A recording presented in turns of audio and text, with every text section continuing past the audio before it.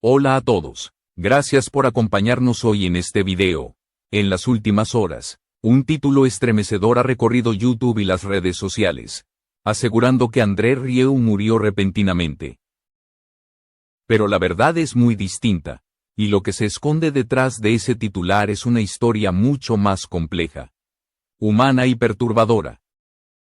Hoy vamos a revelar qué hay realmente detrás de ese rumor y por qué millones de personas quedaron impactadas. El nombre de André Rieu no es solo sinónimo de violines, valses y escenarios monumentales, es también un símbolo de éxito global, de sonrisas eternas frente al público y de una vida que, vista desde fuera, parece perfecta. Sin embargo, cuando un video asegura de forma tajante que el artista fue encontrado en paro cardíaco por su esposa y su hijo, la alarma se dispara, no solo por el impacto emocional, sino porque algo no encaja. No hay comunicados oficiales, no hay confirmación médica, no hay fuentes fiables que respalden esa afirmación. Entonces surge la pregunta inevitable: ¿por qué tantos medios y creadores repiten una historia que no ha sido verificada? Antes de seguir, quiero agradecerte sinceramente por estar viendo este video y te invito a suscribirte al canal para apoyarnos y darnos más motivación para seguir investigando y contando historias que otros prefieren distorsionar. Porque este no es solo un caso aislado, es un ejemplo claro de cómo los rumores pueden convertirse en verdades aparentes cuando se mezclan con emociones, fama y titulares diseñados para generar miedo. En el caso de André Rieu, el rumor de su muerte se apoya en fragmentos reales de su vida. Su edad, su salud vigilada, su agotamiento tras décadas de giras. Pero todo eso se retuerce hasta construir una narrativa falsa. La realidad es que André Rieu sigue con vida, activo y presente, pero eso no significa que su historia esté libre de dolor. Detrás de cada concierto multitudinario, de cada sonrisa ensayada frente a las cámaras, existe un hombre que ha cargado durante años con una presión brutal, una tristeza silenciosa y una culpa profunda hacia su propia familia. Y es precisamente ese trasfondo emocional el que muchos confunden, o utilizan deliberadamente, para fabricar noticias falsas que se propagan como pólvora. En esta primera parte no hablaremos aún de su infancia ni de su carrera musical, sino del contexto que permitió que un rumor tan extremo se volviera creíble para millones de personas. Vivimos en una era donde la línea entre información y manipulación es cada vez más delgada. Y cuando el protagonista es una figura mundialmente conocida, el impacto se multiplica. André Rieu no murió, pero la verdad es que ha pasado gran parte de su vida enfrentándose a miedos, críticas y momentos tan oscuros que, para muchos, resultan más inquietantes que cualquier titular sensacionalista. Para entender por qué la historia de André Rieu es tan vulnerable a los rumores extremos, es necesario retroceder muchos años atrás, mucho antes de los grandes escenarios y los aplausos interminables. André nació el 1 de octubre de 1949 en Maastricht, una ciudad tranquila del sur de los Países Bajos, en el seno de una familia donde la música no era un pasatiempo, sino una forma de vida.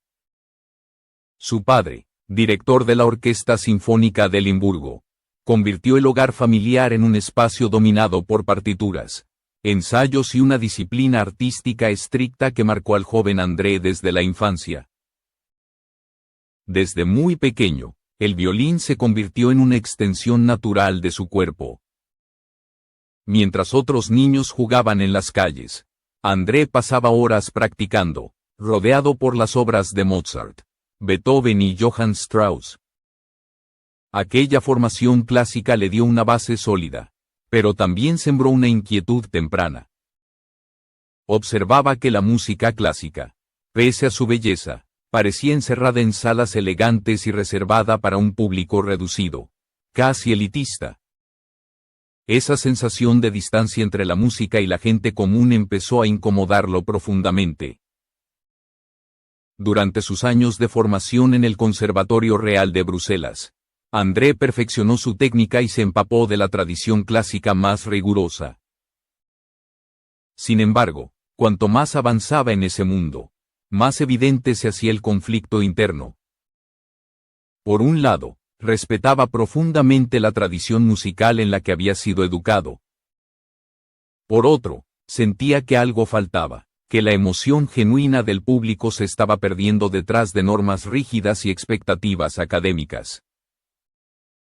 Ese conflicto no solo definió su carrera futura, sino que también sembró las primeras críticas que lo acompañarían durante décadas. Al regresar a los Países Bajos, André comenzó a trabajar como violinista en la Orquesta Sinfónica de Limburgo. Para muchos, ese era el camino ideal, una posición estable y prestigiosa. Para él, en cambio, representaba una jaula invisible. Se sentía limitado, atrapado en un sistema donde la creatividad y la conexión directa con el público parecían secundarias. Fue en ese periodo cuando tomó la decisión que cambiaría su vida para siempre. Romper con las reglas no escritas del mundo clásico y llevar la música a un terreno más cercano, más emocional y más accesible. Esa decisión no nació del deseo de fama, sino de una convicción profunda. André quería que la música clásica dejara de ser vista como algo distante y solemne, y se transformara en una experiencia compartida, capaz de emocionar tanto a un experto como a alguien que nunca había pisado un teatro. Sin embargo, al elegir ese camino, también estaba aceptando un futuro lleno de conflictos. Sabía que sería cuestionado, ridiculizado y señalado por puristas. Pero en ese momento aún no imaginaba cuánto afectarían esas críticas no solo a él, sino también a las personas que más amaba. La semilla de su proyecto más ambicioso ya estaba plantada, y con ella, el inicio de una vida marcada por el éxito. La polémica y una presión constante que, con los años, terminaría pesando enormemente sobre sus hombros y sobre su familia. Esa es la base real de la historia de André Rieu, una historia que muchos ignoran cuando prefieren creer en titulares falsos, pero que explica por qué su nombre siempre ha estado rodeado de emociones intensas, tanto positivas como dolorosas. La decisión de André Rieu de romper con el molde tradicional no tardó en materializarse en un proyecto concreto que cambiaría para siempre su destino. En 1987, con apenas 12 músicos y una visión que muchos consideraban ingenua, fundó la Johann Strauss Orchestra. Desde el primer momento, la propuesta fue clara y arriesgada: transformar los valses y polcas en un espectáculo vivo, emocional y cercano, donde el público no fuera un espectador pasivo, sino parte de la experiencia. Aquello que para André era una misión cultural, para los puristas fue una provocación directa. Las primeras reacciones no se hicieron esperar. Críticos especializados comenzaron a calificar su proyecto como superficial, acusándolo de convertir la música clásica en un producto de entretenimiento ligero. Algunos llegaron a decir que lo suyo no era arte, sino un circo musical diseñado para masas. Estas palabras, publicadas en periódicos y revistas influyentes, no solo atacaban su trabajo, sino que cuestionaban su identidad como músico serio. Para André, que había crecido respetando profundamente la tradición clásica, cada crítica era un golpe directo al corazón. Conforme la orquesta empezaba a ganar popularidad, la presión aumentaba. Los conciertos eran cada vez más ambiciosos, con decorados teatrales, vestuarios de época y una puesta en escena que rompía con todo lo establecido. El público respondía con entusiasmo, llenando plazas y teatros, pero la crítica se volvía más agresiva. Lo que pocos veían era el impacto silencioso que todo esto tenía en su vida privada. Cada artículo negativo, cada burla pública, terminaba entrando por la puerta de su casa. Su esposa, Marjorie, no solo era su compañera sentimental, sino también una colaboradora clave en el proyecto. Ella se convirtió en un blanco frecuente de la prensa, que cuestionaba su influencia y la señalaba como parte de un negocio familiar que, según los críticos, estaba desvirtuando la música clásica. Para una familia que intentaba mantener cierta normalidad, la exposición mediática constante se transformó en una carga emocional difícil de soportar. Sus hijos, Mark y Pierre, crecieron bajo la sombra de un apellido que despertaba admiración y desprecio a partes iguales. En la escuela y en su entorno social, no siempre eran vistos como niños comunes, sino como los hijos del músico polémico. André empezó a notar cómo esa presión invisible afectaba a su familia. Y aunque intentaba protegerlos, se daba cuenta de que su elección profesional había arrastrado a todos a una tormenta que él había provocado sin querer. Uno de los momentos que más lo marcó ocurrió a mediados de los años 90. Tras un concierto con baja asistencia en Alemania. Aquella noche, los críticos no tuvieron piedad y volvieron a utilizar expresiones humillantes para describir su trabajo. Al regresar a casa, derrotado y en silencio, André no pudo evitar quebrarse al ver a Marjorie conteniendo las lágrimas. No lloró por el fracaso artístico, sino por la sensación de haber expuesto a su familia a una presión constante e injusta. Ese sentimiento de culpa se convertiría en una de las heridas más profundas de su vida. Paradójicamente, mientras la crítica lo atacaba, el público lo impulsaba hacia un éxito cada vez mayor. Los álbumes comenzaron a venderse por millones y los conciertos se multiplicaron por todo el mundo. Sin embargo, ese crecimiento no trajo alivio emocional. Cuanto más alto subía, más fuerte sentía el peso de las expectativas, las críticas y el miedo constante de estar sacrificando la tranquilidad de su familia en nombre de un sueño que ya no solo le pertenecía a él. El éxito masivo que comenzó a rodear a André Rieu a finales de los años 90 dio la impresión de que todos los conflictos habían quedado atrás. Pero en realidad estaba gestándose una de las etapas más oscuras de su vida. A medida que los conciertos crecían en tamaño y ambición, también lo hacían los costes. Escenarios monumentales, decorados gigantescos, vestuarios elaborados y una logística cada vez más compleja transformaron cada gira en una apuesta financiera de altísimo riesgo. Durante años, André creyó que el entusiasmo del público sería suficiente para sostener ese modelo. Hasta que la realidad lo golpeó con fuerza. La crisis financiera de 2008 marcó un antes y un después. De repente, su productora se encontró enfrentando deudas que superaban los 30 millones de euros. Una cifra que amenazaba con destruir no solo su empresa, sino también la orquesta que había construido desde cero. Para el mundo exterior, André seguía apareciendo sonriente sobre el escenario, pero detrás del telón vivía con el miedo constante de perderlo todo. Cada concierto se convertía en una prueba de supervivencia, no solo artística, sino económica. La situación llegó a un punto límite cuando André y Marjorie se vieron obligados a hipotecar su propia casa en Maastricht. Aquella decisión, tomada en silencio y lejos de los focos, fue una de las más dolorosas para ambos. No se trataba solo de dinero, sino del símbolo de seguridad familiar que estaban poniendo en riesgo. André confesó en más de una ocasión que esas noches fueron las más largas de su vida. Llorando a solas. No por la posible ruina financiera, sino por el temor de haber arrastrado a su familia a un abismo del que tal vez no podrían salir. Mientras luchaba por mantener a flote su imperio musical, las críticas no cesaban. Algunos medios aprovecharon la crisis para reforzar la narrativa de que su estilo era insostenible, que su propuesta había ido demasiado lejos y que el colapso era inevitable. Artículos especialmente duros, como uno publicado en The Guardian, llegaron a compararlo con un artista de vodevil, insinuando que su trabajo carecía de profundidad artística. Para André, esas palabras fueron devastadoras, porque confirmaban sus peores miedos, que todo su esfuerzo podía ser reducido a una caricatura.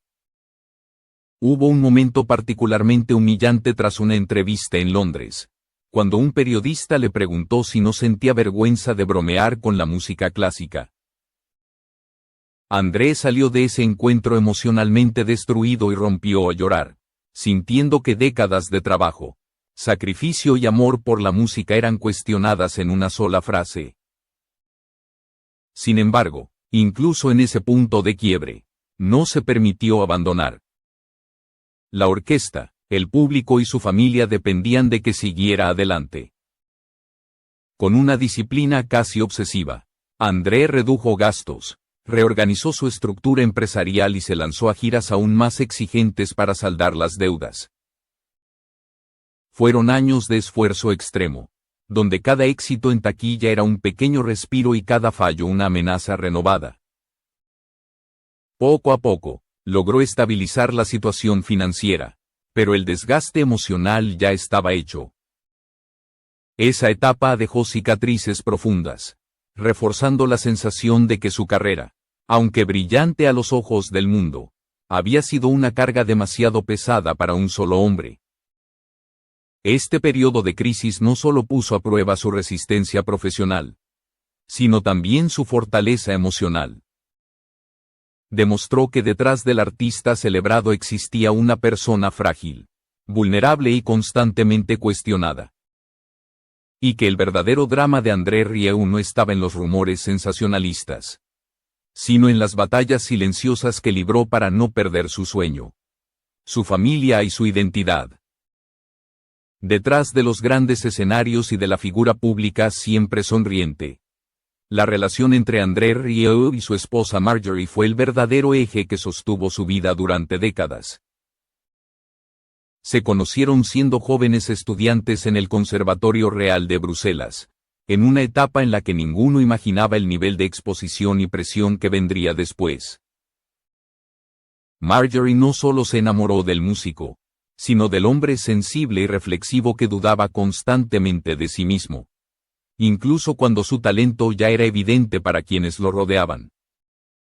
Se casaron en 1975 y, desde el inicio, su matrimonio estuvo marcado por una dinámica poco común. Marjorie no fue una esposa que permaneciera al margen, se convirtió en una colaboradora activa, involucrándose en la escritura de textos, en la organización y en la gestión cotidiana de la orquesta. Durante muchos años, fue ella quien sostuvo la estructura invisible que permitía que los conciertos funcionaran. Sin embargo, ese compromiso también tuvo un precio emocional muy alto, uno que pocas veces se vio desde fuera. El nacimiento de sus hijos, Marc y Pierre, trajo felicidad, pero también una nueva carga de responsabilidad. Mientras André pasaba largos periodos de gira, Marjorie se quedaba sola, equilibrando el rol de madre con el de gestora de un proyecto cada vez más exigente. Hubo momentos en los que la ausencia de André se prolongó durante meses. Y aunque él intentaba justificarlo como un sacrificio necesario, la distancia fue acumulando un cansancio silencioso en la familia. En conversaciones privadas, Marjorie llegó a expresar su agotamiento, no como un reproche directo, sino como una confesión honesta de alguien que había dado demasiado. Esas palabras afectaron profundamente a André. Le hicieron sentir una culpa que nunca lo abandonó del todo, la sensación de haber construido un imperio musical sobre el esfuerzo invisible de su esposa y sobre la paciencia de sus hijos. Para él, ese fue uno de los dolores más profundos, mucho más intenso que cualquier crítica pública. A pesar de todo, la relación no se rompió. Al contrario, se transformó en una alianza basada en la resistencia y el apoyo mutuo. André ha dicho en varias ocasiones que Marjorie es su otra mitad. La persona que lo sostuvo cuando la presión era insoportable y cuando el miedo al fracaso lo paralizaba. Los momentos más valiosos para él no fueron los premios ni los aplausos, sino los instantes simples, caminar juntos por las calles de Maastricht, sentarse a escribir en silencio o compartir una comida lejos del ruido mediático. Sin embargo, esa estabilidad nunca fue completa. La fama constante, la exposición pública y la expectativa de perfección siguieron pesando sobre el matrimonio. André vivió durante años con el temor de que su carrera, aun siendo exitosa, estuviera robándole a su familia algo irrecuperable: tiempo, tranquilidad y anonimato.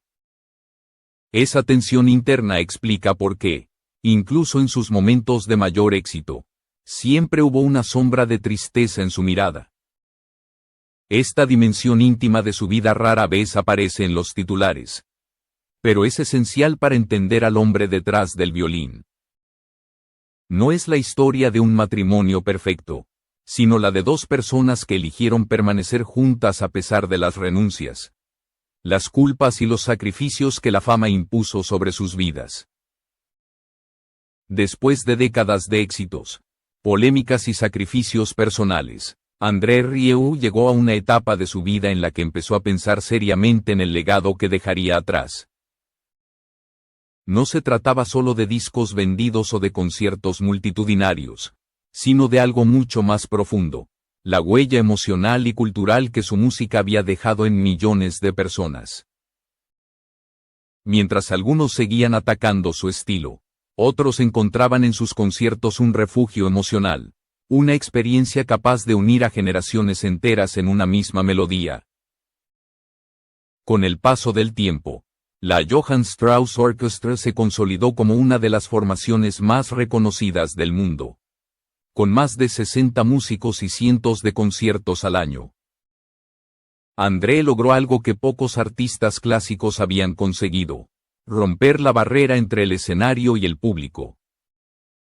En sus espectáculos, la gente no solo escuchaba, también cantaba, reía y lloraba. Para él, ese era el verdadero triunfo: demostrar que la música clásica podía ser una alegría compartida, accesible y profundamente humana. Otro de sus grandes orgullos fue haber construido un imperio musical independiente. Al crear su propio estudio y su propia compañía de producción en Maastricht, André se aseguró de mantener el control artístico de su obra, sin depender de grandes sellos discográficos. Esa independencia fue clave para preservar su visión y evitar que intereses externos diluyeran el espíritu de su proyecto. También le permitió pensar en el futuro, en cómo su trabajo podría seguir vivo más allá de su presencia constante en los escenarios.